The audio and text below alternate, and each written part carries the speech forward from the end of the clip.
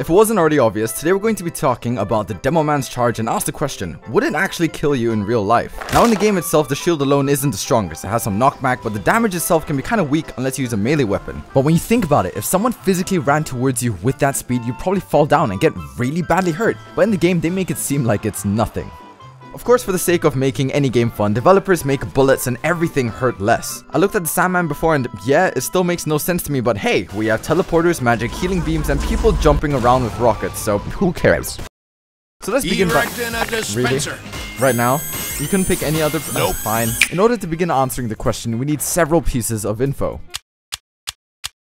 Wow, that's a lot. Guys, come on, I don't have to do all of this. Let's begin by looking at the velocity the Demo Man travels when charging. You have three options: the Splendid Screen, the Charge and Targe, and the Tide Turner, all of which travel at the same speed with varying durations and base damage. The speed itself of a charge is 750 hammer units per second, unless you equip boots, but we're going to put that aside for today. Hammer units is a unit of measurement used within the source engine to judge distance and speed. One hammer unit is 1.904 centimeters, so we know that the Demo Man travels at 14.28 meters per second when charging. That means that the Demo Man is 15% faster than Usain Bolt's fastest ever average speed of 12.42 meters per second, making him technically the fastest man alive.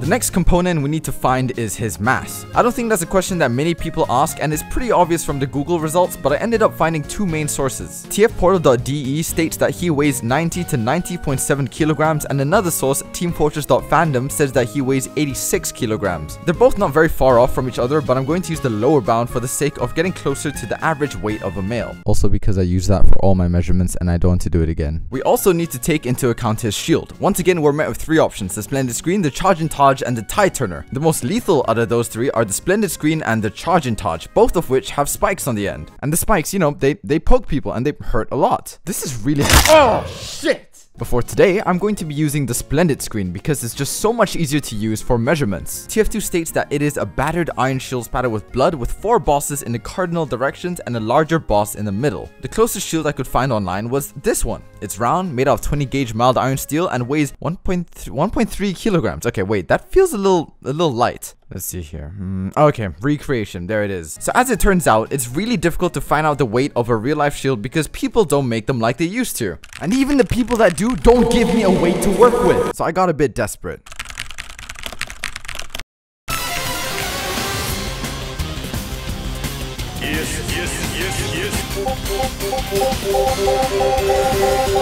We're going to be using the formula density equals mass over volume, but we need to find out the volume of the shield. The first place I looked to was Blender. I'm not very familiar with how the app works, so bear with me. I tried to import the TF2 models into Blender, but no dice. I needed something else. I found an app called Crafty. It was able to take models from TF2 and convert it from an MDL file into an OBJ file, which is exactly what I needed. I went through with that and bam, the shield was in Blender. Great, right? I found out how to enable units and how to find the volume of the shield. It's a total of...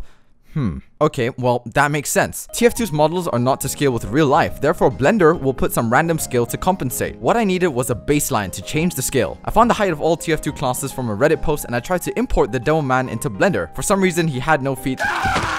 So I tried the spy instead, and it worked. The spy's height in Blender was 82.0937 meters, when his actual height is 1.816 meters. That means that the scale factor from the original to Blender was 45.21. I had to change the overall scale of Blender to 1 over 45.21, which was 0.22121. And now when the spy is measured, he is 1.81 meters. Perfect. This meant that if I tried to measure the volume of the shield, it would now be to scale. The new Splendid Screen's volume is 0.00316 meters cubed, which makes way more sense. I know that number may seem small, but 1 meters cubed is actually pretty large and the shield isn't nearly as big.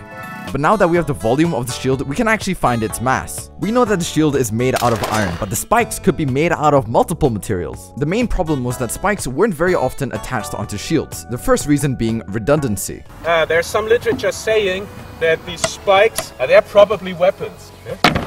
It just doesn't work. It's stupid idea. I don't even need a shield, because if he comes there, I just simply turn his shield. The second reason being it's surprisingly easy to stab your friends with. This is it, our final battle. We've trained countless hours for this moment. One more push, and this will all be over. Wait, did I need to— oh god! Oh no, I didn't mean— I'm sorry, I'm so sorry. So I decided to play it safe and just use the density of steel, a normal material for bosses on shields. And now all we need to do is subtract the volume of the shield with the spike, and without using the density formula, rearranging it to give us mass, use the spike's volume with the density of steel, and then add it to the original iron shield, giving us a total weight of 24.953 kilograms.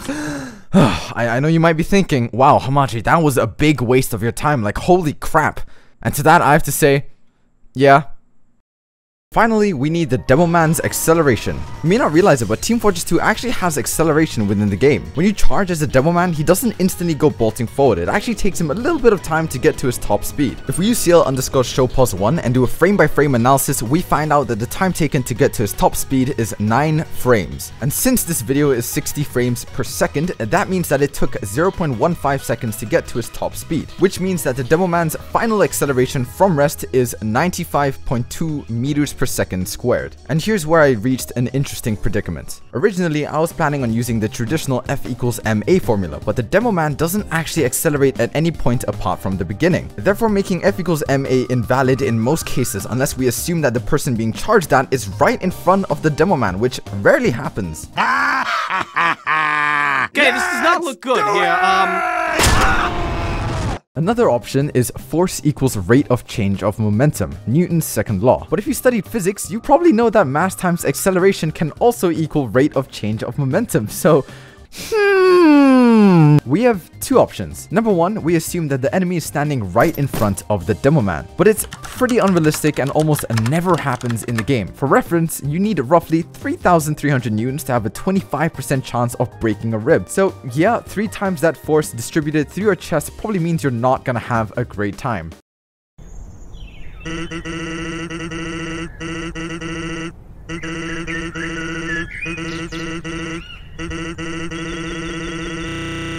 Oh, come on. It's like the 5th time. Fuck.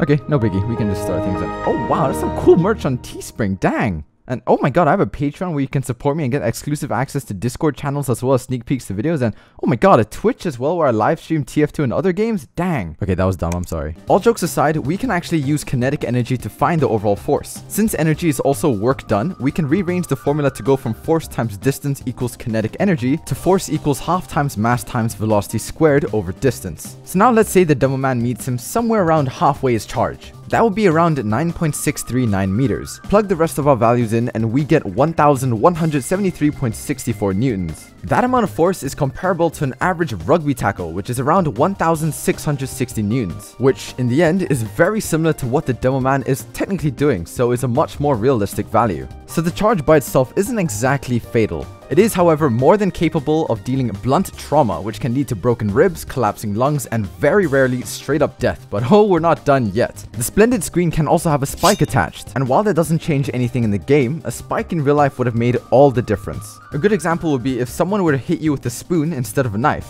It hurt, but would it kill you? No, unless they really tried. So at this point, there are many ways to decide just how lethal the charge really is. We can use energy density, momentum, pressure, or just kinetic energy. But let's say we use pressure. For that, we need the force over the surface area. The surface area of the spike was really hard to find. Again, I'm not that experienced with Blender, but finding the area of a vertex was literally impossible. So the first place I went to were spears. They had a similar design to the spike found on the splendid screen, but unfortunately, after hours of searching, no results. So instead, I took the smallest possible measurements and made a hypothetical square that would rest at the tip of the spike. The area of that square was 1 × 10 to the power of -10 meters squared. Again, this is a huge estimation and isn't entirely accurate. But if we did use that, the overall pressure the Demoman exerts would be 1.7 × 10 to the power of 9 psi. And just for reference, a bullet exerts 3000 psi upon hitting a bulletproof object. Of course, this is extremely inaccurate and makes a lot of jumps, which affects the reliability of our testing. So pressure doesn't work. But what if we tried kinetic energy? Well, like before, we sub in the values to our equation and we get 11,312.7 joules of energy. A typical amount of energy within a bullet released from a shotgun is 4,453 joules. That means that the Doberman exerts 2.5 times more energy than a shotgun shell. But this does make more sense. The reason why he has so much energy is 1, due to the Doberman's mass with a shield, and number 2, the insane amount of speed he has. And the reason why kinetic energy is such a great method of measuring just how deadly this charge is due to the principle of energy. All of that kinetic energy that the Doberman produces needs to go somewhere. It's of course in real life lost due to air resistance, friction on the ground, etc. But in TF2, none of that exists, and therefore all of that kinetic energy goes into his enemy. Worst of all, the shield is positioned near enemies' chests and therefore makes it far deadlier. As the Demoman hits his enemy, the shield will first penetrate the skin like butter as the spike enters the chest. It will then break through the ribcage and breastbone, exposing all internal organs. After that, the spike will obliterate and rupture almost any tissue surrounding it, causing internal bleeding and sharp force trauma. The enemy's heart after rupturing would continue to pump frantically, causing major blood loss and an almost instant death and loss of consciousness. So let's answer the question. Will it kill you? Yeah, probably. The only reasons it wouldn't is if you had armor, were able to slow him down somehow, or if he didn't use the spike. Otherwise, as the pros would say, GG easy. Wait, what's that sound? Hey everyone, thank you so much for watching. This video took a really long time to make. It started all the way back in February and I unfortunately had to leave it for quite a while. It took around 50 plus hours to research and actually make the video. So again, I really hope you enjoyed. This video is also possible thanks to the generous patrons, Twitch subs and donors that have helped me upkeep the cost of running this channel. If you'd like to support me and get really cool perks like early access to full videos, an exclusive Discord role on my server and a lot more, feel free to support me on Patreon or sub to me on Twitch. Again, thank you for all the kind support, and I'll see you guys in the next video. Bye bye.